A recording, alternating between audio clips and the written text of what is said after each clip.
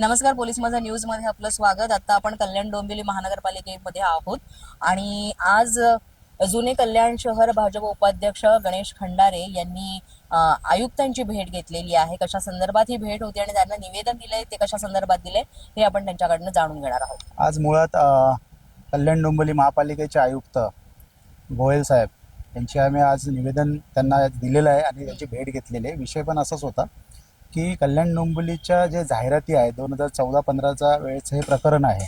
त्यावेळेस 22 कोटीच्या जवळजवळ महसूल हा बुडवण्यात आला होता महापालिकेच्या। त्या संदर्भातले काही पुरावे आणि निवेदन आम्ही आज आयुक्तांना दिलेलं आहे। त्या संदर्भात त्यांनी आम्हाला आश्वासित केलेलं आहे आता की आम्ही त्या ह्याच्यावरती अभ्यास करून त्याच्यावर तुम्हाला पुन्हा एक बैठक देऊ आणि त्याच्यावर आम्ही चर्चा करू। पण मुळात प्रश्न असा आहे की कल्याण डोंबिवली महापालिकेचे 22 कोटी बुडाले आहेत महसूल, ह्याच्यावर शिक्कामोर्तब पण कोकण विभागीय आयुक्तांनी केलेलं आहे शिक्कामोर्तब त्याच्यावरती। तर आता संबंधित आयुक्त त्या अधिकाऱ्यांचे जे रिटायर झालेले आहेत ते अधिकारी आणि संबंधित कंटकदार ह्यांच्याकडनं तो महसूल रिकव्हर करणार का, हा मोठा प्रश्न आहे।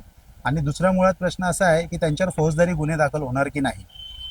तर पुढे आम्ही आता याचा पाठपुरावा शेवटपर्यंत करूया। आयुक्तांनी आश्वासित केलेलं आहे की आम्ही तुम्हाला मीटिंग देऊ, त्या संदर्भात चर्चा करू।